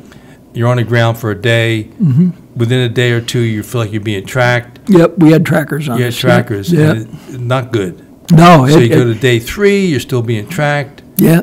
At some point, I forget what the exact date was, but you just got tired of it. Yeah. Came to the morning. And they were so unusual, these trackers, because we'd move and then stop to listen, right? Yeah, right. Well, we could hear slight movement, and then they would stop. And we'd wait and wait and wait. We'd move and stop, and they would stop. I mean, it was like, wow, this is these guys are really good. How do you lose them? How do we get out of this? And finally, we got up on the side of this hill. Go ahead. I'm sorry, I didn't mean to. Well, no, that's perfect. Oh, so you're there inside of the hill, and you just said, we've had enough. You turned around, pulled pins on your grenades. Yeah, there was a B-52 bomb crater up there, and it got everybody on the perimeter. We went, okay, you suckers. And it was kind of a clearing because it had been arc lighted, right? And we had just come out of the jungle and gone up. I wanted to be in a high place, right? Sure. So we figured that they were going to come out of the jungle at us, right? And we were ready. And those orangutans came out of that jungle. Orangutans? Yeah. They had been following us around just out of curiosity for 3 days. And we did everything. We set up ambushes. We did this. We did that. They screwed with us for 3 days, and finally just kind of sat down there and looked at us. Right? Didn't at some point you get into some hand gesturing? Yeah, we did. Yeah. You ever seen an orangutan give you the? Yeah, only if you do it first. But they will mimic you. They mimic the hell. You started where you had a scratch and he did something, right? then it progressed from there. Yeah, kind of. Yeah, it was like, I hope nobody in camp ever hears this story about how great we are walking in the jungle. You know, if this gets out, we're done. Yeah, for sure. Yeah. We'll be washing pots and pans in the mess hall for the rest of the time. So, and one of your other famous encounters with living creatures was some type of frogs that you had. Oh, yeah. I'd forgotten about the few words they did speak. Yeah. So in the dead of night, you're now in Laos. Yeah, we're in Laos. We're on a mission. We're just dead tired, and we've got a guy out on guard, and the rest of us are trying to get a little shut eye, and all of a sudden we hear this fuck you, and it's like, what the hell? And it's a frog. It's a really big frog, and rather than croak, it makes this sound that I swear to God, it sounds like fuck you. One of the Vietnamese put his knife through it and said, shut up. What are you doing? And was there any other monkey stories? Because you meaning Idaho, when I was back at Fort Devens, you did some special training up on one of the mountains outside of, I don't know if it was Monkey Mountain. No, I don't know what that place was called. There was at CCN. You're right at the edge of the China Sea. You're on the China Sea there. Right.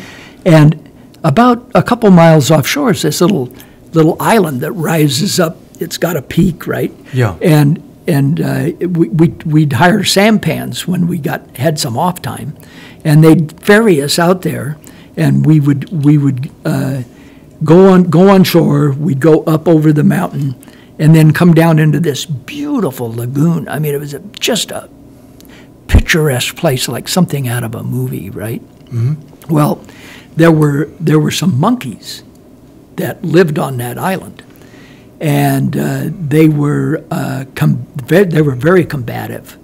Really? And yeah, so when you got off, you could hear them. They'd start chattering, right? And once you got up into the jungle, they would throw rocks at you. They would attack you with clubs, right?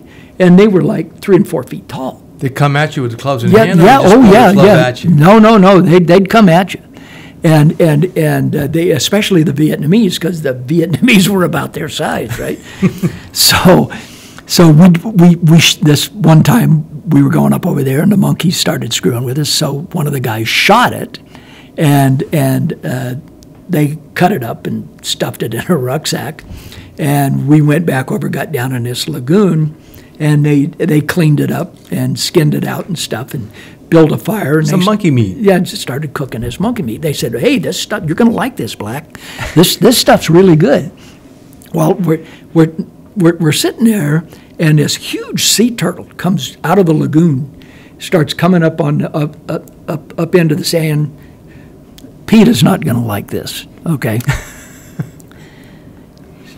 Digs away, lays all these eggs, covers them up, and the guys on the team flipped it over and killed it, and then hauled out a bunch of spices and stuff out of their rucksacks, right? Yeah. And they put it on a fire.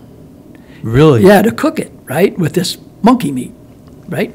And so we threw it. Then this is Letourneau's fault. It wasn't mine. I had nothing to do with it. Clearly. Yeah.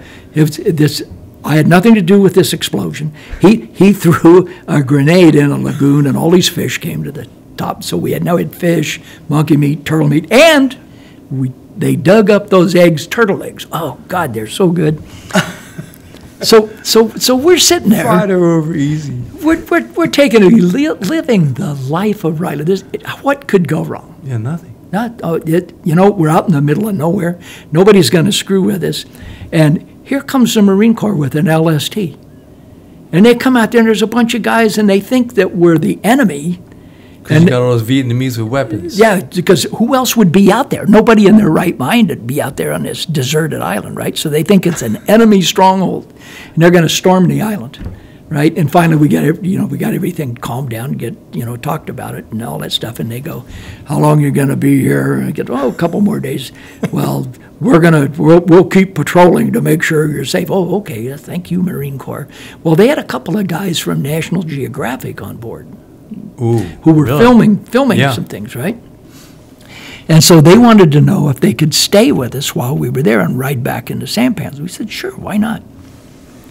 So these guys get off and they're looking at all this food, and we're all laid out and the stuff, and they go, wow, we're kind of hungry. So, here, have dinner with us, right? So they're sitting there. One of the guys is eating some of the monkey meat, and he goes, God, what is this? This is so good. And we told him it's monkey meat. That guy went nuclear. He says, oh, my God, are you kidding me? He said, this is the only known place in the world that this monkey even exists. They're almost extinct, and you're eating them. You're killing these monkeys. Are you friggin' crazy? Right? I said, oh, man, he just went on and on. You get tired of that stuff, right? Yeah. So finally, everybody gets calmed down. They go to bed, right? We're sleeping. We know everybody sleeps, no guards, because we know the Marines are protecting us. Yeah. That's right. So next morning we wake up. Doug says, we ought to recon up the hill. And I knew immediately what he had in mind, right? I said, that's a good idea, Dougie. So we put the photographer and the other guy as point, right? Right. And said, we're going up the hill, and you guys can take your pictures. You don't want any GIs in your pictures. Yeah, I don't want to clutter. So we'll just kind of fan out, and we'll, if anything happens, we'll protect you, right? The monkeys stoned the crap out of them. Boy, they just... That night, we were back in camp, and this guy that was making all the noise he's sitting there, and he's kind of bruised up and stuff, and he goes, you got any more of that damn monkey meat? He says, screw these monkeys. But that brings to mind the first time that you went on a training mission with ST Alabama. Yeah, Tim Schaff was the 1-0. Tim Schaff was the 1-0. Yeah. And on that mission, because we had other teams that had gone out. There's another island that was off the coast somewhere. Yeah, I want to say that was closer to Fubai. Yeah, you go across the Perfume River, and I want to say it was Hontre Island, but I'm not sure. Yeah, I don't know either. Yeah. Because fortunately, I never had to train there. But you were blessed to go out there. Oh, yeah. In late September, right before October 5th. Yeah. But Tim Schaff, who was a highly respected team leader. Yep. So he's the 1-0. I guess your 1-1 was the 1-1 from. Yep. And then you're the radio guy. Right. And they go out. So the idea is we're going to do a practice mission here because we're going to get a real mission real soon. Yeah, we want to bring the team together. Right. Because Alabama, if you remember, was a newly formed team. They had been wiped out in early '68. Right. And so all these guys they knew each other, but they hadn't really worked together. And all of us Americans were new to them. So we need to come together as a... And you had an experienced 1-0 who knew something in Dig. And he knew you. Right. And you guys had worked together, so he was just highly respected. So the King Bees took you out in Surrey. You had your first day mission. Yeah. On the first day we were walking up the hill. Hilly. And Point ran into a wasp nest. Oh. And just got covered in wasps, and we had to get a king bee to come in and medevac him out, right? Right. Yeah, and so it was, okay, we're here training. There's no enemy here, so we're going to keep. You didn't realize there were NVA bees. They were, yeah. Yeah. They had those little pith helmets on. So, yeah, and little tiny AK-47s, bastards. That were the stingers. Yeah. So, it's getting weird here. So it was continued training, right? So we kind of went up in RON, and the next day we kind of walked up along this ridge line up on the top of the mountain, and we stopped, and it was like let's say 2, 3 o'clock in the afternoon, right? And we're sitting up on the top of this thing, and we're looking down across this beautiful bay and sandy beach, and the Vietnamese all decide that we're going to go swimming. So they start having this conversation with Tim about, look, we've been out here working hard. We all like each other. We're doing really well. Why don't we go down to the beach and relax, right? So Tim goes, yeah, why not? That's one of the other things in leadership, is to pull everybody together during a relaxing time. Indeed. We'll just have fun. So we kind of go down through there and, get down on the, we're headed down towards the bush, and or the beach, and we're in kind of an open area, about as flat as this room, and with a couple of bushes, and all of a sudden, Cowboy goes, VC, and Tim looks over and he goes, oh my God, and there's 3 guys with AK-47s, and they go over and they get behind this bush, and the next thing I know, Tim's opened fire on him, right? And everybody gets online, and Tim is an excellent 1-0. He was very aggressive to get rid of that problem. Well, while we're doing that, they had moved in on the hillside that we had just come off of, and they're firing down on us, right? And they have AKs, SKSs, heavy machine guns. And they have more friends showing up. Yeah, and we're out in the open with the Perfume River on one side, right? And they literally pushed us into the river, which dumps into the sea there, right? And I was chest deep into Vietnam. Really? Yeah, which was the Vietnamese were like underwater, and so they're climbing up on me and Tim and the 1-1, and they're just to stay alive, right? And nobody can really return fire. So I get on the radio. No king bees. No king bees go home. Too late in the day. They're not. No 101st. No helicopters. Scarface. We don't fly at night, right? You're really close to dark, or was there still some light left? Yeah, there was light. Yeah. We had about an hour's worth of light, right? So I go into my vest and I pull out this radio frequency from a guy that I had met in a bar, and he's in the Navy, right? So I dialed up on the Prick 25, and I dialed that frequency, and he says, I got an emergency in this, and all of a sudden, where are you? What's going on? And I told him, and they show up with these 2 airboats, and they had quad 50s, mortars, M60 machine guns. Whoa. Yeah, and the big, huge suckers come. He said, we're 20 minutes out. Hang on. Okay? And here they came roaring up wind, and they were offshore, and they said, can you get on board? Well, no, you can't, because the skirt on it, you can't climb up over it, right? So they have to go up on the land.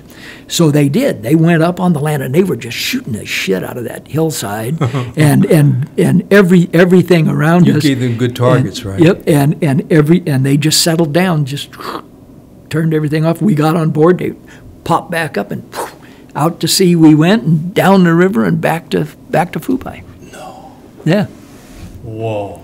Navy saved our ass. It did. Thank God. That was impressive, though. That really was. Oh, that is. Yeah. Oh, my God. And so one of the other things I didn't want to forget about was, one of our major problems during our time of running operations was always being compromised from different levels. Yeah. And you and the Frenchman had one of the classic examples of a team in the field being compromised when, at first, the Frenchman's your radio operator, because you're the 1-0. Right. And this again would be maybe August, September of 69. Mm-hmm. And somebody comes up on the radio and says, RT Idaho. Yeah. We know where you are. Here are your 6-digit coordinates. Yeah. They knew our names. And they knew that just you and Doug, because 7 days earlier, the other guy who we don't want to talk about had left the team to go back. Right. And they knew they knew that. Yeah. So that's your intel report. Yeah. But B, then at some point you go, Doug, who's on? What's going on? Who are you talking to, Doug? Yeah. And why are you talking to somebody? Yeah. There's RDF out here. Yeah, I didn't tell you to talk to anybody, Doug. But our loquacious Laterno just can't hang up. Oh, I'm talking to a guy with a Spanish accent. Give me a break, Doug. You know? Yeah. Who is this? Yeah. So at some point you had direct commo with him. Oh yeah. Yeah, we and he, like you said, he knew our names. He knew the team. He knew within 6-digit coordinates where we were, and I went, "Oh, really? Is that a fact?" Whipped out the map, whipped out the compass, said, "Here's exactly where we are, you son of a bitch." You gave the 8 digits. Yeah, I gave him 8-digit coordinates, and I said, "I'll wait for you here. Come and get me." And meanwhile, I'm thinking, "How the hell am I going to get out of this one?" You know. Jesus, I think we're in deep kimchi here, boy. But you had high ground. Yeah, we did. Yeah. And it was like, oh God. So meanwhile, back at the ranch, we're going, Covey. Yeah. Prairie fire. Yeah. Compromised by a Cuban. Yeah. But that's just serious. Didn't you talk a little bit about his mother? Yes. Yeah. I called him a very bad name and told him that things I had done to his mother to get him excited, to get him to show himself, right? They never showed up. No. I think he was calling his mother to see if it was true, but I'm not sure. Mom, is that you? And then, of course, during, so getting back to your career wrap here, you leave Idaho in January or February of '69. Then they give it to some knucklehead from New Jersey. But you went off and you had some special assignments for a while. Then you take a break and then came back yet again. Could you talk just a little bit about what that time when you returned was, or other than I was working top secret shit that I can't talk about? I was working top secret shit I can't talk about. When did you get out of the Army after that top secret shit you can't talk about? When did I get out of the Army? Yes, sir. In July of 1970. Oh, it's July? Yeah.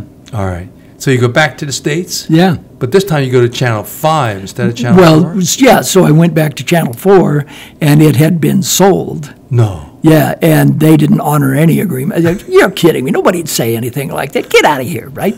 So I went down the street, literally, and told them who I was, and they said, yeah, we remember you. You know, what do you want? I want a job in the art department. And they went, okay, fine. And so I went in as a designer. No kidding. Yeah, and I did that for a couple of years. Then I started my own business called Media Design, and I designed all of the kitchen shows, news sets, stuff like that for around the area for a while. And that's where I met my wife Judith. Was doing that. Indeed. So what year is this now? Oh God. Because you've been married a couple of days. Yeah. I want to say 75, something like that. Okay, yeah. Somewhere in there. Yeah. Yeah. And yeah, so I've worked there, and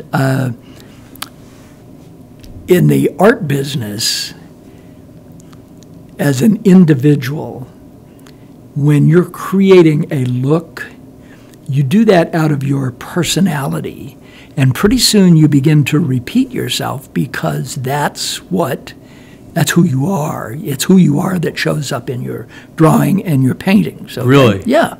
And so everybody in town began to look the same.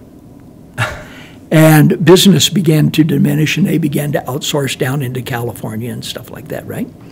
And about that time, I just said, you know what? I really ought to go to school, because I had just had a high school education. Yeah. I said, I had to go to a junior college and maybe get a BA in something, you know, and learn how to be a smart guy. And so I signed up for all these art and painting classes in Highline Community College, and said, screw the rest of the stuff. And I was out there, and the instructor came up to me. I was taking a summer class. I'd been out there a couple of years, and this painting instructor walked up and he said, hey, I'm moving to Ireland. And we were in a printmaking class, and we had like another month to go, and he said, just take over this class. And he said, I'm leaving, I'm moving. And so I started that printmaking class and or finished it up. And just before the end of that, Channel 11, which was KTNT, was owned by the Tacoma News Tribune. They sold to a company in Texas. And they fired almost everybody out of the Tribune that worked in the TV station. And they brought in all of these people from Texas and out of California, and they needed an art director, so they offered me the job as art director. And I I went to work doing that. And after a couple of years of doing that, what I saw was the business changed so dramatically that I didn't want to be involved in it anymore. Really? Yeah. And so here's I don't know if you're interested in this or not. This is your story. Okay, so when I went to work at 15 in television, right, it was still black and white. Ooh. Okay, Sure. there were no pre-recorded shows. They didn't have that ability. The technology hadn't been invented yet. Okay, Wow. So everything was live. And they had 2 studios, and while they were doing a show in Studio A, we'd be setting up in Studio B, and while they were doing B, we'd tear down and set up in A, and that went 24 hours a day in that 11-man department that I was in, to keep them on the air, plus do all their advertising and all of that kind of stuff, right? Well, that was the first time. It was before I joined the service, right? So when I got out and went to work at Channel 5, they were transitioning to color, and they had tape machines. Ooh. Okay? Yeah. Well, The big bulky ones. yeah, so the people who worked at Channel 4 all came out of, they were actors. They came out of the theater, they came out of motion pictures. They knew how to quickly memorize lines and stand up in front of a camera and do things live on TV. And there are some funny stories about that, but that's not what we're here to talk about. Well, so when I went to Channel 5, they had tape machines, and the only shows that were live were like the news was live, and the cooking shows were live.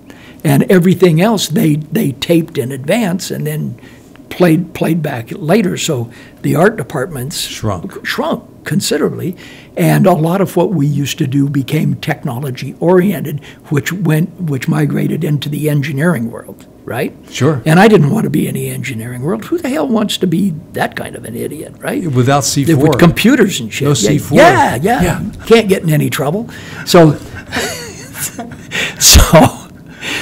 I kind of went, yeah. So in Channel 11, then when they came in with from that Texas company, they had all the modern stuff, right?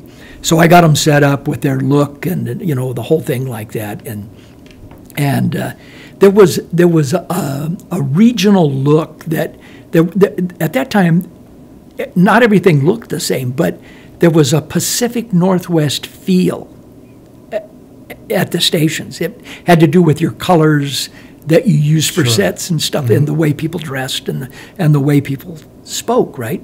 Well, they brought in people out of California and the East Coast and stuff like that, and the West Coast went away. It was erased.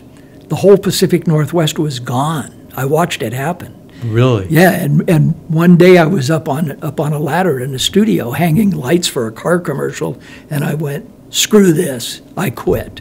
And I got down and I went home and I said, I'm done. I'm not doing this anymore. This isn't any fun, right? Yeah, sure. Yeah. So I kind of walked around banging on walls for a few months or so, and finally got a job at Seattle Art selling art supplies to artists, right? And I'm doing that. And, oh, God, there's just all kinds of things. And finally, that's not too exciting. One Saturday morning, this guy from Seattle Art walks in. I said, I know that guy. Who the hell is he? Where do I know him from? Well, he was the program manager at Channel 4 in the 60s. And he said, hey, I run the motion picture TV unit at Boeing. And he said, no. Yeah, and he said, I need you to come and work for me because nobody knows how to do what you do at Boeing, right? So I went and helped Boeing set up their animation department. So what year was this, Lynne? Oh, 1979. Wow. Yeah. Yeah, so we did, and because I had a security clearance, right, from the Sure. military, so I worked on classified programs where, like the B-1 and B-2 bomber programs and stuff like Really? that. Yeah, where we did films for Congress. Sure. Yeah, and they were, every month we had to produce a 15-minute film showing progress. They're called progress reports, and went through doing that, and just then the Boeing thing kind of evolved into. I went into art groups after that, and somehow somebody thought I should be a manager, so Ooh. I became a manager of art groups. Uh-huh. And I looked at all of these artists who were painting with brushes and all of this kind of stuff, and there was some new products called Genographics. You ever heard of Genographics? GE came out with. Do you use digital art programs? You ever used one? He does. He's a skilled professional. Okay, yeah. So Genographics was the first digital art program, but it was in this huge friggin' console machine that you kind of burrowed yourself into like the alien, right, to produce this stuff. $65,000 a machine is what they cost. So the GE built those for Playboy magazine to do all of their magazine stuff, right? Yeah. And so we went to Playboy and went through all of the demonstrations and all this stuff. And I made a presentation, and we brought Genographics into Boeing, and I started up that department. And somebody said, "Wow, this guy really knows technology. Maybe we ought to make him an IT manager." No. With a high school education, right? I never Of got a course. degree in anything. Who needs any And so I just kind of degree? evolved into this. Oh, yeah, I could be an IT manager. Well, management is, to be honest with you, management's management. Yeah. Okay, and being a manager isn't about you; it's about your people and taking care of them and getting what they need to do their job and making sure they, yada yada, Sure. yada, right? So on and so forth. It's like the old days is a 1-0. Only you got a few more people now. Dead on. It's a leadership position. Yeah. Is exactly what it is, and I had to call on all of the skills that I learned in the service about managing people and getting jobs done.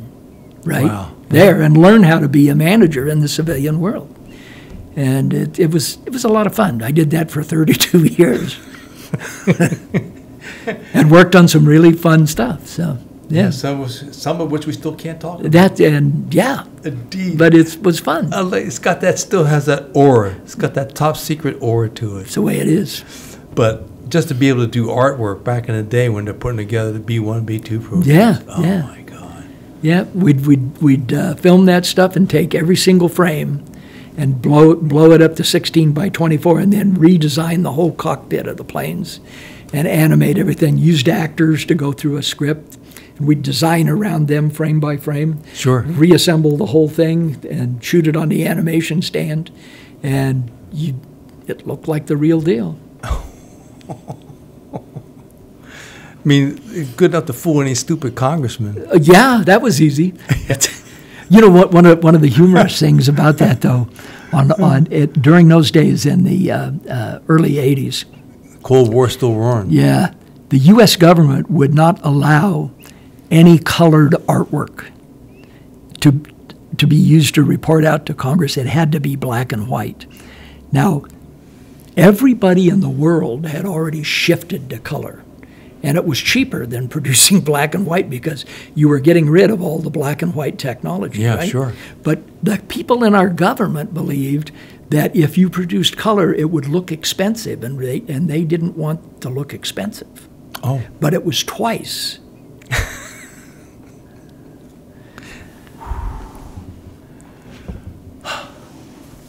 Indeed. Yeah. Well, so you wrapped up with Boeing after 32 years? Mm-hmm. You retired, how long ago was that? 2010. 2010. Really? Mm-hmm.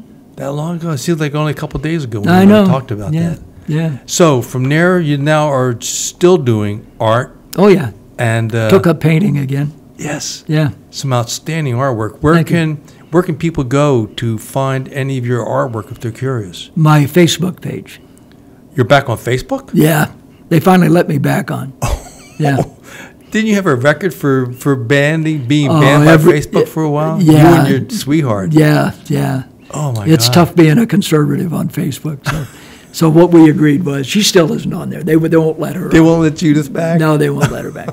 So we just don't talk about politics at all. No. At all. And I post pictures of my paintings and stuff out there. Yeah. Oh, they're magnificent paintings. Thank you. Yeah. So Lynne Black, or is it Lynne M. Black Jr., or that would be the correct peg on Facebook? Yeah, yeah.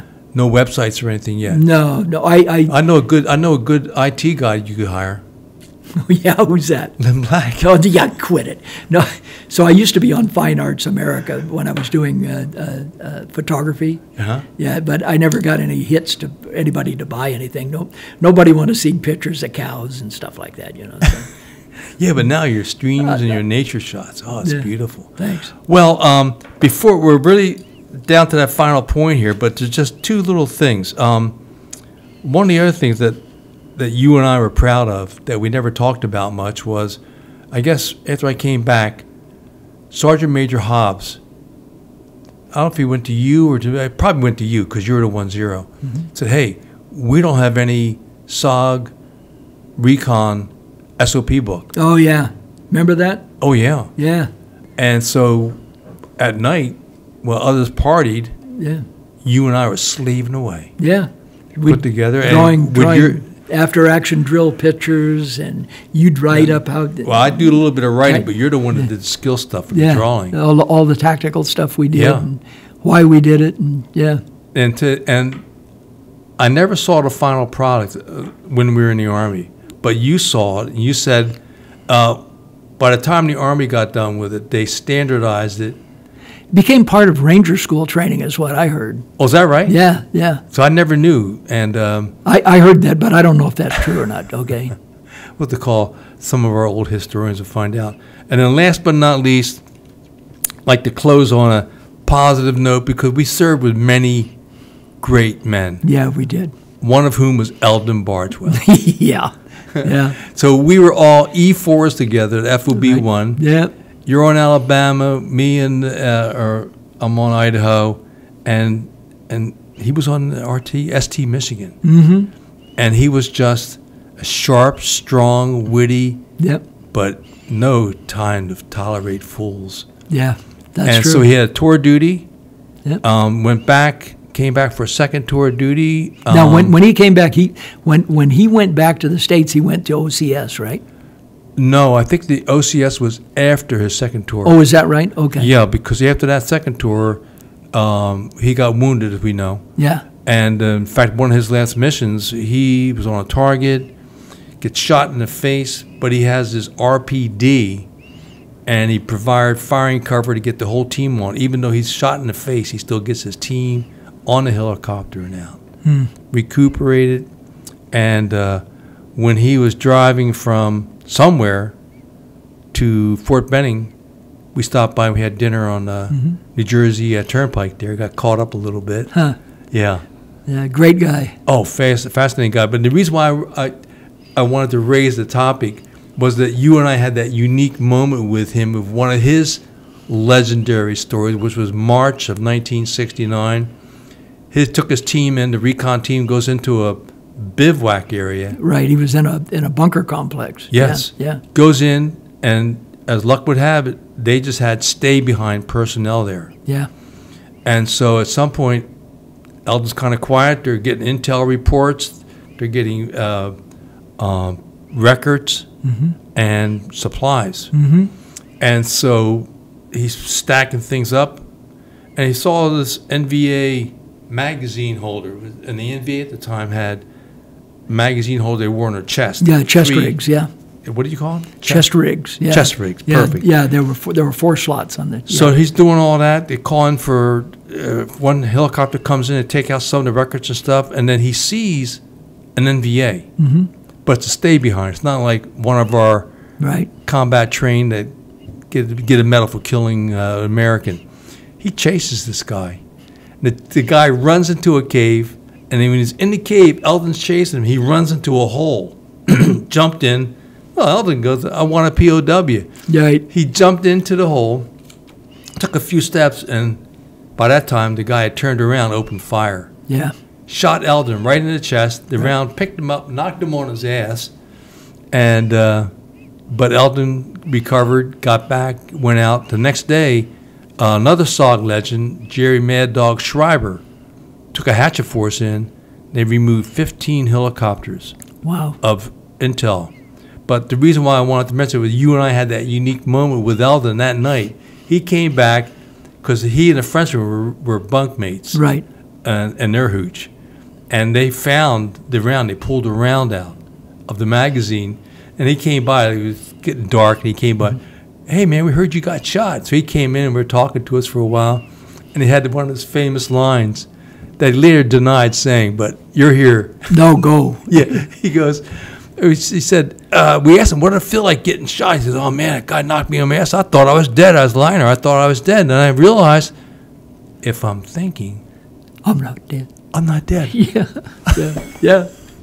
Yeah. So Eldon Bargeville, for our listeners, then went on to a career of nearly 40 years. Yeah. He rose to the rank of 2-star. He would have become a 3-star, but he did not like what the assignment was they had planned for him. So like Eldon, typical fashion, quit on his terms. Mm-hmm. And then he had gone through the ranks of Delta Force, decades of service there. Mm-hmm.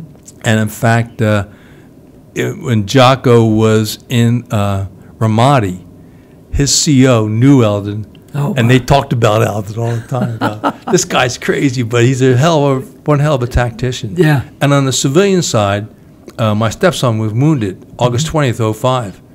And Eldon and I were in communications at the time, on email, electronically. He was the officer in charge of all spec ops in Iraq. So I just said, P.S., my stepson got wounded. Right back, bing. Where is he? Well, I don't know. He's in Iraq. Yeah. We don't talk much. He says, find out. So I got the note back from Evan, what hospital he was in. He was in just south of the green zone. And so Evan was in one of these, just a typical Army hospital. All of a sudden, nurses came in, started cleaning things up a little bit. And all of a sudden, he's in a new room. And later that day, here comes a 2-star general, Eldon Bargeville, prances into this hospital. Evan was in shock because he's only a PFC. Yeah, right. He tried to get out of bed because he had been wounded. Right. Eldon goes, sit down, sir. Yeah. I'm here to visit you. Your stepdad told me about you. That's the kind of guy he was. Yep. He was just going to. So these are the quality people we met. Yeah. So we are, sir, at that officially point, I think. We're closing. Okay. I may have to wind up calling you back here another day for some other stories. But any fine points, last thoughts, cogitations, ruminations, anything else from your side of the coin? Nope, I'm good, thanks. Well, again, we thank you. And as we wrap up tonight, we want to thank Lynne for coming in. And, we always thank to all those that serve our country today. First and foremost, we have Border Patrol, law enforcement, and many different first responders that in these last 2 years have had difficult lives. And as always, we want to also remember and salute the men and the women who have served but were not able to return. And we also thank men like Lynne, who has served our country with great valor over the years. And we also want to thank Jocko Willink Productions. Without Jocko's support and SOG Chronicles working together, these would not come to our audiences. And last but not least, as we said, I don't know if we said in the beginning of the show, but there are Jocko Willink podcasts that further dig into the book a little bit with an interviews with Jocko's impressions on it, which is, it's Jocko reacts to the book. He loved it.